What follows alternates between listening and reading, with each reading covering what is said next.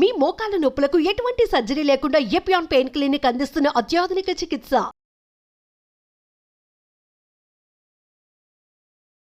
నమస్తే, welcome to Suman TV. Rheumatoid arthritis అంటే ఏమిటి? యంగ్స్టర్స్లోనే ఇటీవల కాలంలో ఈ రుమటైడ్ ఆర్థరైటిస్ ఎందుకు ఎక్కువగా కనిపిస్తుంది?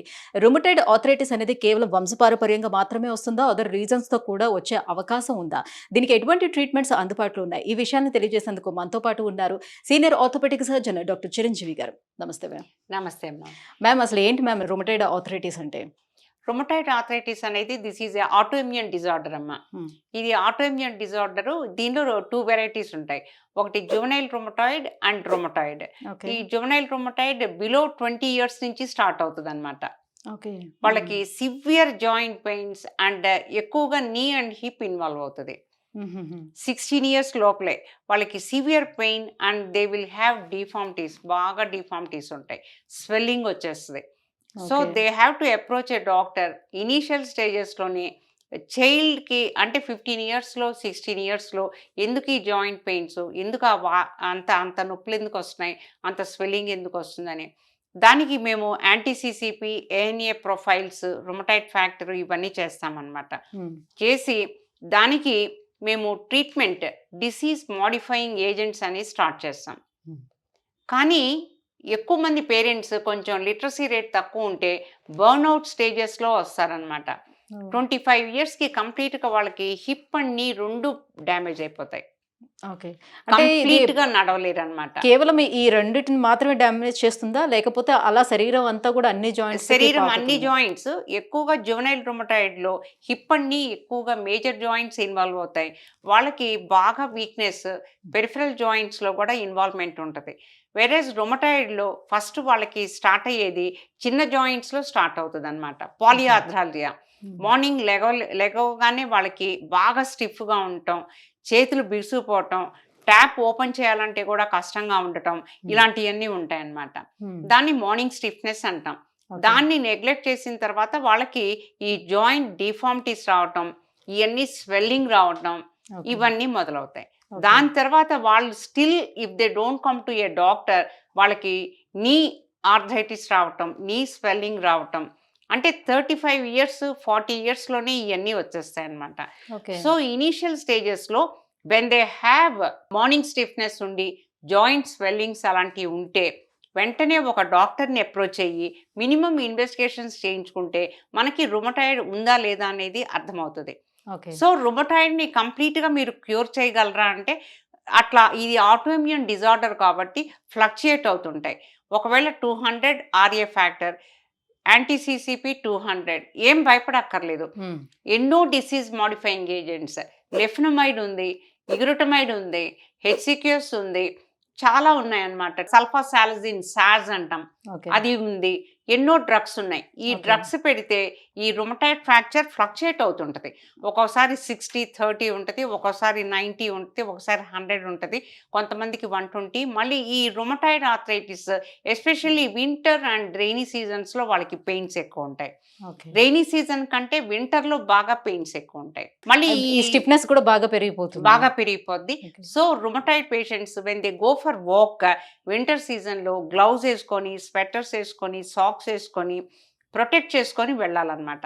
పెరిఫరీస్ని కోల్డ్ వెదర్కి ఎక్స్పోజ్ చేయకూడదు. ఎక్స్పోజ్ చేస్తే వాళ్ళకి పెయిన్స్ ఎక్కువ అవుతాయి అన్నమాట.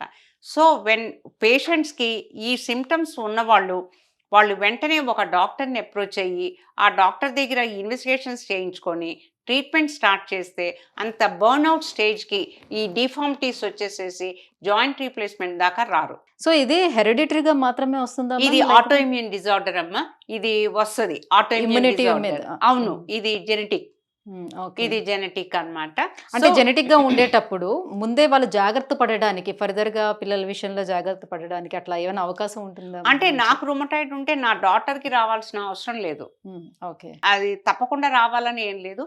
ముందుగా తీసుకోవాల్సిన జాగ్రత్తలు కూడా ఏం అవసరం లేదు.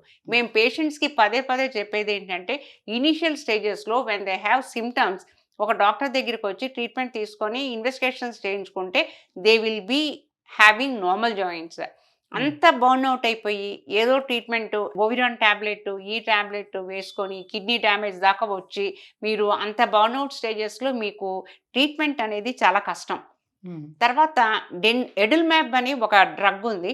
ఆ ఎడిల్మ్యాబ్ కూడా పెడతామమ్మా. దాంతో కూడా ఈ రుమటాయిడ్ ఫ్యాక్టర్ తగ్గుతుంది, చాలా బాగా తగ్గుతుంది. అంటే ఇప్పుడు ఈ స్టేజ్ లో ఇట్లా వంకర్లు తిరిగిపోయినటువంటి స్టేజ్ లో అంతవరకు ఒకవేళ వస్తే అంతవరకు వెళ్ళకూడదు. అది మళ్ళీ తిరిగి సరిచేయడానికి సాధ్యం అది అవుతుంది. సరిచేయటానికి సర్జికల్ ఇంటర్వెన్షన్ చాలా అవసరం. సర్జరీ చేసిన తర్వాత కూడా when they don't follow with the doctor మళ్ళీ తిరిగి ఈ డిఫార్మిటీస్ రావని గ్యారంటీ లేదు. ఇంత వచ్చేంత వరకు, బర్న్అవుట్ అయ్యేంత వరకు కార్పోమెటాకార్పల్ జాయింట్స్ అంటాం అనమాట వీటిని. ఈ జాయింట్స్ ఇలా ఆర్థరైటిక్ చేంజెస్ వచ్చి ఇంత డిఫార్మిటీ వచ్చేంత వరకు పేషెంట్స్ ఉండకూడదు. They have to come in early stages and they have to do hand exercises. అంటే ఇప్పుడు ఏదైతే ఇన్ఫ్లమేషన్ వస్తుందో ఆ ఇన్ఫ్లమేషన్ అలానే ఉండిపోతుందా? ఇన్ఫ్లమేషన్ ఇంత పైన. వచ్చిన తర్వాత బర్న్అవుట్ స్టేజెస్ లో ఇంకా మేము వీటిని నార్మల్ చేయడానికి చాలా కష్టం.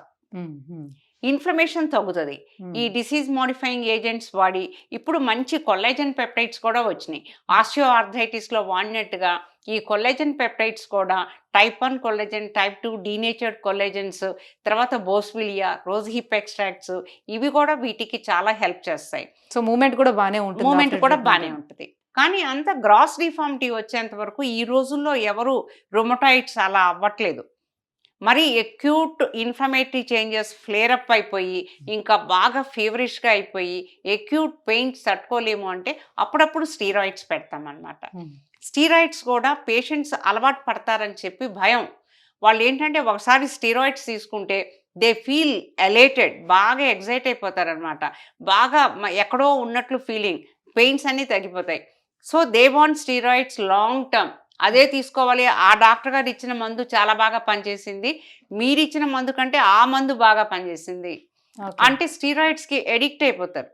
అది లేకుండా బతకలేము అనే స్టేజ్కి వచ్చేస్తారనమాట. అందుకనే స్టీరాయిడ్స్ టేపర్ చేస్తామన్నమాట. ఓన్లీ 2 weeks వరకు పెడతాం.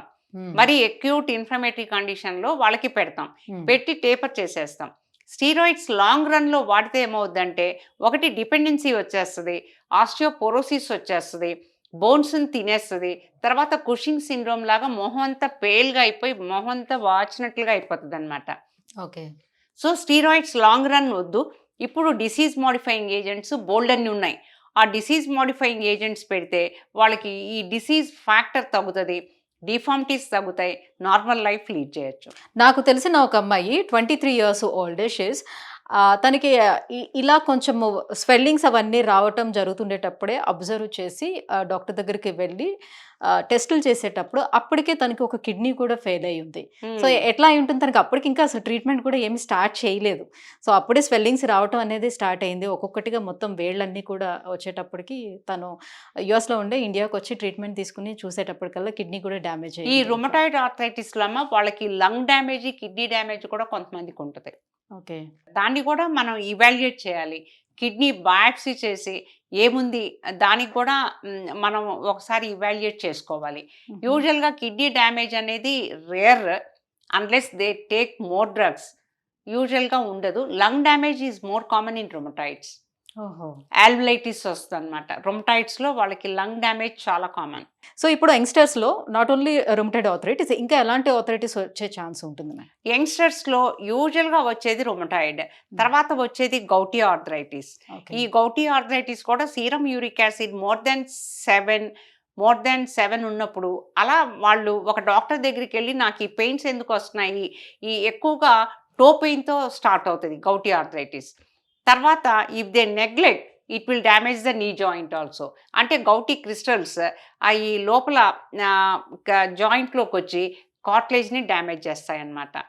So when they have pains, when they have stiffness, when they have foot pain, ankle pain, ah bursa inflame అయినప్పుడు వెంటనే డాక్టర్ దగ్గరికి వెళ్ళి చిన్న టెస్ట్, ఆ టెస్ట్ చేయించుకొని ట్రీట్మెంట్ తీసుకోవాలి. గౌటీ ఆర్థరైటిస్లో డైట్ రిస్ట్రిక్షన్, ప్రోటీన్ కంటెంట్ తక్కువ తినాలి, చాలా తక్కువ తినాలి ప్రోటీన్ కంటెంట్. సో ప్రోటీన్ తిన్నప్పుడు పార్టీకి వెళ్ళి ఏదో నాన్ వెజిటేరియన్ బాగా తిన్నప్పుడు ఆ నైట్ వాళ్ళకి బాగా ఫ్లేరప్ అవుతుంది అనమాట. Uric acid will go to 9 and 10కి వచ్చినప్పుడు బాగా సివియర్ పెయిన్స్ వస్తాయి. ఓకే. సో గౌటీ ఆర్థరైటిస్ ఒకటి. తర్వాత రుమటాయిడ్ ఆర్థరైటిస్ అనేది ఒక బిగ్ చాప్టర్. అది కాకుండా కొంతమందికి సీరో నెగిటివ్ ఆర్థ్రోపతి ఉంటుంది. ఇట్లానే జాయింట్స్ ఇన్ఫ్లేమ్ అవుతాయి. పాలిఆర్థ్రాలజియా అంటే అన్ని జాయింట్స్ బాగా పెయిన్ఫుల్ ఉంటాయి. బాగా ఫీవరిష్‌గా ఉంటది. అన్ని పెయిన్స్, అన్ని జాయింట్స్ పెయిన్స్ ఉంటాయి. వాళ్ళకి ANA profiles, RA factor, anti CCP ఇవన్నీ నెగెటివ్ ఉంటాయన్నమాట. కొన్ని బేచెట్ సిండ్రోమ్స్ అని అట్లా సీరో నెగెటివ్ ఆర్థ్రోపతి అని అదొక big chapter. Okay. Sero negative వీళ్ళకి ఈ రొమటాయిడ్ ఫ్యాక్టర్స్ అవన్నీ ఉండవు. అది సీరో నెగెటివ్ ఆర్థ్రోపతి అనేది ఇంకో కండిషన్. అది కొంచెం పెద్దవాళ్ళకి వస్తది. దానిలో కూడా జాయింట్ ఇన్ఫ్లమేషన్స్ అలా ఉంటాయన్నమాట. లైక్ జాయింట్ నీ మనం ఆపరేట్ చేసేటప్పుడు ఏంటంటే అదంతా ఇన్ఫ్లేమ్ అయిపోతుందన్నమాట. బోన్ అంతా పొరోటిక్ ఉంటది. అది సీరో నెగెటివ్ ఆర్థ్రోపతి అన్నమాట. సో ఎనీథింగ్ ఏంటంటే నేను చెప్పే అడ్వైస్ గానీ మనకి ఇర్రాటిక్‌గా ఏదైనా అబ్నార్మల్‌గా ఉంది అంటే ఒక డాక్టర్ దగ్గరికి వెళ్ళి ఒక అడ్వైస్ తీసుకొని ట్రీట్మెంట్ స్టార్ట్ చేసుకోవటం, లేకపోతే డాక్టర్ అడ్వైస్ వినటం అది మంచిది. రాదర్ దాన్ సీయింగ్ నెట్ అది ఇది అని కన్ఫ్యూజ్ అయ్యి, లేకపోతే ఏదో టాబ్లెట్ ఓవిరాన్ టాబ్లెట్ వేసుకొని కాలక్షేపం చేయకుండా ఇనీషియల్ స్టేజెస్‌లోనే కంట్రోల్ చేసుకుంటే డ్యామేజ్ అవ్వదు. కార్టిలేజ్ ఒకసారి డ్యామేజ్ అయిన తర్వాత అది రీజనరేట్ అవ్వదు. ఓకే. ఎన్ని మందులు ఇచ్చినా కూడా రీజనరేట్ అవ్వదు. వీళ్ళకి రొమటాయిడ్ ఆర్థరైటిస్‌కి plasma therapy contraindicated, hyaluronidase contraindicated. వీళ్ళకి వాళ్ళు తీసుకోకూడదు. ఓకే. ఎందుకంటే సైనిక్-ఏ అని ఒకటి ఉంటదన్నమాట. ఆల్రెడీ జాయింట్ ఇన్ఫ్లేమ్ అయి ఉంటది. They cannot tolerate these intra articular injections also. Oh! అలా తెలియకుండా కొంతమంది డాక్టర్స్ ప్లాస్మా థెరపీలు, హెల్యురానిడేజ్ ఈ sero negative and sero positive arthropathy ఉన్న వాళ్ళకి ఇస్తారనమాట. వాళ్ళకి ఇంకా జాయింట్ స్వెల్లింగ్ ఎక్కువైపోద్ది. ఓహ్! ఓకే. ఇప్పుడు మ్యామ్ మన రోగ నిరోధక శక్తి మన మీదే తిరిగి దాడి చేయటం వల్ల ఇలాంటివన్నీ ఎదుర్కొంటామని చెప్తున్నారు. ఆటో ఇమ్యూన్ డిసార్డర్ కదా! సో, ఇప్పుడు అలా రాకుండా ఉండాలి అంటే మన లైఫ్ స్టైల్‌లో ఎలాంటి చేంజెస్ చేసుకోవాలి అని అంటారు? రాకుండా మనం ప్రొటెక్ట్ చేసుకునేది ఏముండదు నాన్న. అంటే లైక్ ఇమ్యూనిటీ మనకి అలా ఉంది. అది ఆటో ఇమ్యూన్ డిజార్డర్ కాబట్టి దాన్ని మనం కంట్రోల్ చేయలేం. వస్తే మాత్రం మనం తగ్గించుకోవచ్చు. ఓకే. అంతే. Thank you ma'am. Thank you so much. యంగ్‌స్టర్స్‌లో వచ్చే ఆర్థరైటిస్ గురించి ఇంత క్లియర్‌గా ఎక్స్‌ప్లెయిన్ చేసినందుకు thank you so okay. Much.